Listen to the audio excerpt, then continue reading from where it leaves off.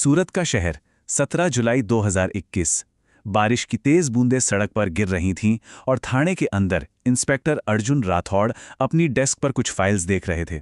तभी अचानक दरवाज़ा खुलता है और पसीने में भीगे, बुरी तरह कांपते हुए रमेश सोलंकी अंदर आते हैं। उनकी 19 साल की बेटी प्रिया मिसिंग थी। ये कोई आम मिसिंग पर्सन केस नहीं था। इस एक्सप्लेनर में हम एक ऐसी सर्वेलेंस नाइटमेयर की गहराई में जाएंगे जिसने पूरे शहर को हिलाकर रख दिया।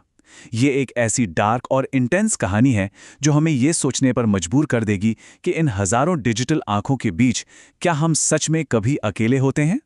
जरा सोचिए, एक रोते हुए माता पिता पर क्या गुजर रही होगी उस वक्त। प्रिया की मां ने आंसुओं के बीच एक ऐसी डिटेल बताई जिसने इस इन्वेस्टिगेशन को और भी ज्यादा डार्क बना दिया। उन्होंने बताया कि प्रिया को लगातार ऐसा लगता था जैसे कोई उसका पीछा कर रहा है, जैसे एक हैवी स्टैटिक नॉइज दिमाग में कंटिन्यूसली गूंजती रहती है ना, बिल्कुल वैसा ही एक डर उसके जहन में बैठ गया था कि कोई उसे लगातार देख रहा है। वो घुटन अब एक भयानक रियलिटी बन चुकी थी।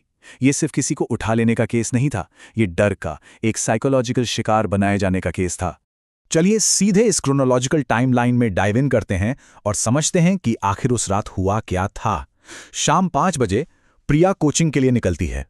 रात 9:30 बजे उसके पिता घबराकर पुलिस स्टेशन में मिसिंग रिपोर्ट दर्ज करवाते हैं और जब साइबर सेल प्रिया का फोन सिग्नल ट्रैक करती है तो एग्जैक्टली 11:42 पर उसकी लोकेशन मिलती है, ओल्ड इंडस्ट्रियल एरिया। ये सालों से बंद पड़ी फैक्ट्रीज और सुनसान गोडाउन्स का एक बेहद डार्क जोन था। वक्त हाथ से निकल रहा था और पेरेंट्स का डर हर गुजरने वाले सेकंड के साथ और ज्यादा बढ़ता जा रहा था। क्राइम सीन पर पहुंचते ही इंस्पेक्टर अर्जुन का एनालिटिकल दिमाग बिल्कुल फोकस में आ गया। उन्होंने उन शैडोज में छुपे स्पेसिफिक फोरेंसिक क्लूज को आपस में जोड़ना शुरू किया। एक पुरानी फैक्ट्री के बाहर प्रिया की स्कूटी पड़ी मिली। उसका टूटा हुआ आईना साफ बता रहा था कि वहां एक स्ट्रगल हुआ है। सीट पर खून की कुछ बूंदें थीं, पर फाइल्स को ध्यान से देखते हुए अर्जुन ने सबसे चिलिंग क्लू नोटिस किया। वहां एक पोल पर लगा हुआ सीसीटीवी कैमरा। यह क्लियर था कि यह कोई रैंडम राह चलते हुए अटैक नहीं था, बल्कि किसी प्रोफेशनल ने बहुत ही क्लेवरली उस एरिया के कैमरास को मैन्युअली हैक किया था। स्क्रीन पर चमकता ये नंबर 7 इस पूरे केस का सबसे टेरिफाइंग हिस्सा है। सिर्फ 7 सेकंड्स। जब टेक्निकल टीम ने वो फुटेज निकाली तो 11:42 पर प्रिया अपनी स्कूटी पार्क करती हुई दिखती है। वो डर के मारे पीछे मुड़कर देखती है जहां एक ब्लैक हुडी पहने हुए आदमी खड़ा है। फिर अचानक स्क्रीन ब्लिंक होती है, एक हेवी स्टैटिक नॉइज फील होती है फुटेज में और 7 सेकंड्स का टोटल ब्लैकआउट। जब वीडियो फीड वापस आती है तो प्रिया गायब थी। ये एक मैन्युअली हैक किया गया सिस्टम था जहां मास्टरमाइंड ने इतनी प्रिसिजन के साथ सिस्टम को अंधा किया, सिर्फ और सिर्फ उन्हीं 7 सेकंड्स के लिए जब उस ब्लैक हुडेड फिगर ने प्रिया को वहां से उठाया। अगली सुबह इस केस ने एक नया मोड़ लिया। रमेश सोलंकी को एक बहुत ही डिस्टॉर्टेड रोबोटिक सी आवाज में रैंसम कॉल आती है, पुलिस हटा दो वरना बेटी की लाश मिलेगी। पर जब साइबर टीम ने उस नंबर को ट्रेस किया तो उसकी लोकेशन ने सबको शॉक कर दिया। वो एक 15 साल से बंद पड़ा हुआ फोन बूथ था। वहां घुप अंधेरा था और सबसे डरावनी बात, दीवार पर खून से एक मैसेज लिखा था, कैमरा सब देख लेता है पर सच नहीं। ये क्लियरली एक चुनौती थी जो साबित कर रही थी कि ये मास्टरमाइंड पुलिस के हर कदम को पहले से जानता था। और यहां से एक ऐसी कड़ी जुड़ती है जिसने इंस्पेक्टर अर्जुन को हिलाकर रख दिया। उन्हें 1-2 साल पुराना अनसॉल्व्ड मर्डर केस याद आया। उस केस में भी एक लड़की की बॉडी इसी अकेले इंडस्ट्रियल एरिया में मिली थी। जब इन दोनों केसेस को साइड बाय साइड रखकर कंपेयर किया गया तो ब्लैकआउट पैटर्न्स बिल्कुल आइडेंटिकल थे, एकदम सेम टेक्निकल मैनिपुलेशन। अर्जुन को अब ये पूरी तरह रियलाइज हो चुका था कि ये कोई नया या आम किडनैपर नहीं है, बल्कि एक सीरियल ऑफेंडर है जो सालों से इन्हीं शैडोज में छुपकर शिकार कर रहा है। पुराने विक्टिम की फोटोज को और ज्यादा क्लोजली एनालाइज करने पर एक छोटी पर बहुत ही अहम डिटेल सामने आई।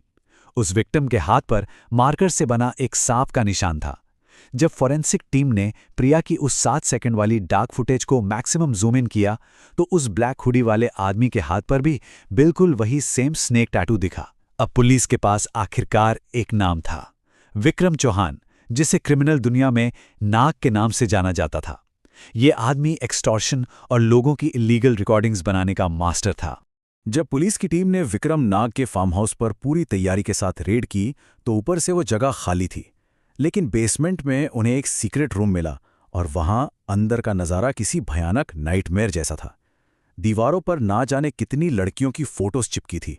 हर जगह बिखरे हुए हिडन कैमराज, छोटी माइक्रोफोन्स और एक बहुत ही ह्यूज मॉनिटर सेटअप वहां मौजूद था। ये किस लेवल की टेरिफाइंग सर्वेलेंस थी, इसका अंदाज़ा लगाना भी मुश्किल था। एक ऐसी जगह जहां से पूरे शहर की किसी भी प्राइवेट लाइफ को ऑब्जर्व किया जा सकता था। ये सिर्फ पैसों का खेल नहीं था, ये लोगों को देखने का एक सिख बीमार ऑब्सेशन था। पर फिर एक बहुत ही अजीब डिटेल सामने आई। उन सभी हिडन रिकॉर्डिंग्स में प्रिया भी थी, लेकिन ध्यान देने वाली बात यह थी कि किसी भी वीडियो में विक्रम ने कभी अपना चेहरा नहीं दिखाया था। तो सवाल यह उठता है, अगर इन सबके पीछे विक्रम नहीं था, तो वो बड़ा दिमाग, वो रियल मास्टरमाइंड आखिर था कौन? इन्वेस्टिगेशन के कुछ नए क्लूज ने इशारा किया प्रिया के कॉलेज के एक बेहद रिस्पेक्टेड प्रोफेसर मानव शर्मा की तरफ। पर क्या सच में एक आम सा प्रोफेसर अकेले इतना बड़ा सर्वेलेंस नेटवर्क चला रहा था, या फिर विक्रम और वो प्रोफेसर दोनों किसी और के हाथों की कठपुतलियां थे? अब इंस्पेक्टर अर्जुन ने बहुत ही केयरफुली एक एक करके डिजिटल और फिजिकल ब्रेडक्रम्स को फॉलो करना शुरू किया। सबसे पहले उन्होंने रात के अंधेरे में प्रोफेसर को एक अबैंडन्ड बिल्डिंग में चुपके से एंटर करते हुए ऑब्जर्व किया। वहां छानबीन करने पर मजीद हिडन सर्वेलेंस इक्विपमेंट डिस्कवर हुए, और इस सब के बाद आखिरकार शुरू हुई एक ग्रूलिंग 12 घंटे लंबी इंटेरोगेशन। प्रोफेसर फिजिकली और मेंटली पूरी तरह से टूट गया, और उसने वही बता दिया जिसका डर था। उसने उस अंडरग्राउंड प्रिजन की एग्जैक्ट लोकेशन उगल दी। वो लोकेशन थी ओल्ड अंडरग्राउंड वाटर टनल। घुप अंधेरा, ठहरे हुए सड़ते पानी की बदबू और एक भारी लॉक्ड आयरन डोर। पुलिस ने तेजी से गेट तोड़ा। अंदर का रेस्क्यू मिशन इतना टेंस था कि सांसें रुकी हुई थी। एक कोने में डरी सहमी हुई प्रिया जिंदा मिल गई, लेकिन जब उसने अर्जुन को देखा तो रोते हुए उसने जो कहा, उसने सबकी जमीन खिसका दी। प्रिया ने बताया कि जो उसे उन दीवारों के पीछे कैमरा से हर वक्त देख रहा था, वो ना तो प्रोफेसर था और ना ही विक्रम। तो फिर आखिर कौन था वो ट्रू पपेट मास्टर था, एक रिटायर्ड सीसीटीवी टेक्नीशियन जिसका नाम था महेश वोरा। प्रोफेसर और विक्रम दोनों ही सिर्फ प्यादे थे। असली खेल खेलने वाला महेश वोरा था, जो कैमरास के पीछे छुपकर पूरे शहर को कंट्रोल कर रहा था। जब इंस्पेक्टर अर्जुन उसके उस हिडन बेस तक पहुंचे तो वहां एक मैसिव हाईटेक कंट्रोल रूम था। हंड्रेड्स ऑफ स्क्रीन्स एक साथ चल रही थी, जिस पर लगभग पूरे शहर के कैमरास की लाइव फीड ब्रॉडकास्ट हो रही थी। वो आराम से इन डिजिटल आंखों के जरिए लोगों की जिंदगियों में झांक रहा था। उस हश्ड डार्क कमरे में महेश अपनी चेयर पर बैठा और एक बड़ी सी ठंडी स्माइल के साथ सिर्फ इतना बोला, इंस्पेक्टर अर्जुन, तुम लेट हो गए। और उसके बाद क्लाइमैक्स। महेश ने एक बटन दबाया और इंस्टेंटली पूरा सिस्टम और पावर ग्रिड शट डाउन हो गया। एकदम पिच ब्लैक अंधेरा। उस अंधेरे के बीच एक गन शॉट की आवाज गूंजती है, सिर्फ डर और कंफ्यूजन। करीब 5 मिनट बाद जब बैकअप पावर से लाइट्स वापस आती हैं तो देखा महेश वहां से गायब था, बिना कोई निशान छोड़े। उस हाईटेक रूम में अब सारी स्क्रीन्स बंद थी, सिवाय एक के। उस सिंगल चमकती हुई स्क्रीन पर एक चिलिंग मैसेज लिखा था, गेम ओवर।